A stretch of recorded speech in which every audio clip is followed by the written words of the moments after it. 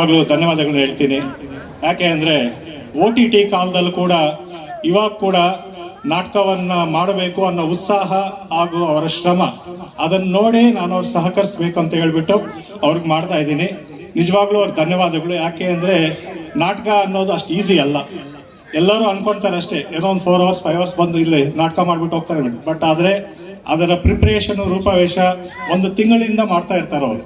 ಅವ್ರ ಕಷ್ಟ ಎಷ್ಟು ಅನ್ನೋದು ನನಗೆ ಗೊತ್ತು. ಯಾಕೆ ಅಂದರೆ ನಮ್ಮ ತಂದೆ ಕೂಡ ನಾಟಕ ಮಾಡ್ತಾ ಇದ್ರು.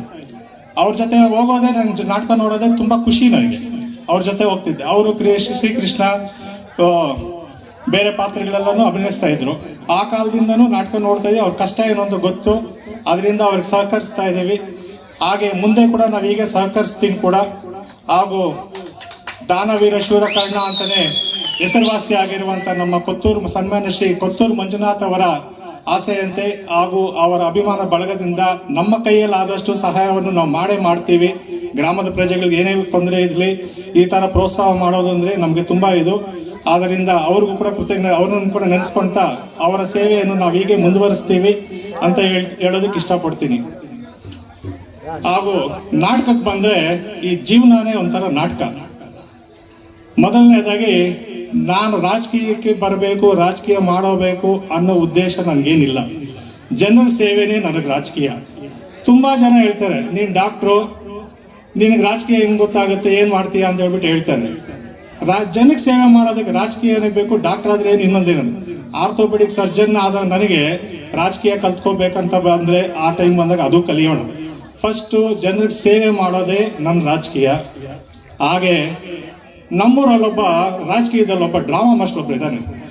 ಅವನು ಹೆಂಗೆ ಅಂದರೆ ಒಂದು ಪಾರ್ಟಿಯಲ್ಲಿ ಟಿಕೆಟ್ ತಗೊಳ್ತಾನೆ, ಕಾಂತಾ ಸರ್ಕಲ್ಗೆ ಹೋಗಿ ಇನ್ನೊಂದು ಪಾರ್ಟಿ ಹತ್ರ ದುಡ್ಡು ಇಸ್ಕೊಳ್ತಾನೆ, ಮತ್ತೆ ರಾತ್ರಿ ಅವನಿಗೆ ಬರ್ತಾನೆ, ಇನ್ನೊಂದು ಪಾರ್ಟಿಗೆ ಇದು ಮಾಡ್ತಾನೆ.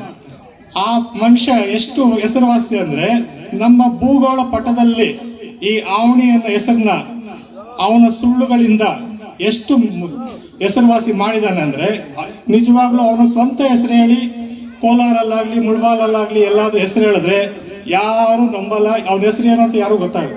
ಅವನ ಹೆಸರೇ ಭೂಷಿ ಅಂತ. ಭೂಷಿ ಆಫ್ ಆವಣಿ ಅಂದ್ರೆ ಓ ಇವನ ನಮಗ್ ಗೊತ್ತು ಅಂತಾರೆ. ಆ ಲೆಕ್ಕಾಚಾರಕ್ಕೆ ನಮ್ಮ ಆವಣಿ ಹೆಸರನ್ನು ತಂದಿಟ್ಟಿದೆಯಾ? ದಯವಿಟ್ಟು ನಿನ್ನ ರಾಜಕೀಯ ಸಲಹೆಗಳಾಗ್ಲಿ ನಿನ್ನ ಎಕ್ಸ್ಪೀರಿಯನ್ಸ್ ಆಗಲಿ ನಮಗೆ ಬೇಕಾಗಿಲ್ಲ.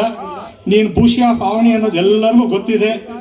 ಆವಣಿನ 20 ವರ್ಷದ ರಾಜಕೀಯದಲ್ಲಿ ನೀನು ಎಷ್ಟು ಮಾತ್ರ ಬೆಳೆಸಿದೀಯಾ, ಎಷ್ಟು ಮಾತ್ರ ತಂದಿಟ್ಟಿದೀಯಾ, ನಿನ್ನಲ್ಲೇ ಏನು, ನೀನು ಎಷ್ಟು ಪಾರ್ಟಿ ಚೇಂಜ್ ಮಾಡಿದೀಯಾ ಅನ್ನೋದೆಲ್ಲರಿಗೂ ಗೊತ್ತಿರೋ ವಿಚಾರ ಆವಣಿಯಲ್ಲಿ. ಅದರಿಂದ ನಿನ್ನ ಹತ್ರ ನಾನು ಕಲಿಯೋದೇನಿಲ್ಲ.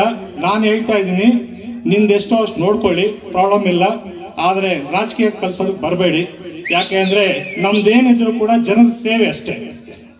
ಅದು ಈ ಎಲ್ಲ ಮಾತುಗಳನ್ನು ಮಾತಾಡೋದಕ್ಕೆ ನನಗೆ ವೇದಿಕೆಯನ್ನು ಕೊಟ್ಟಂತ ಮಹೇಶ್ವರಿ ರಂಗಮಂದಿರ ಇವರಿಗೆ ನನ್ನ ಕೃತಜ್ಞತೆ ಸಲ್ಲಿಸುತ್ತೇನೆ. ಜೈ ಆವಣಿ.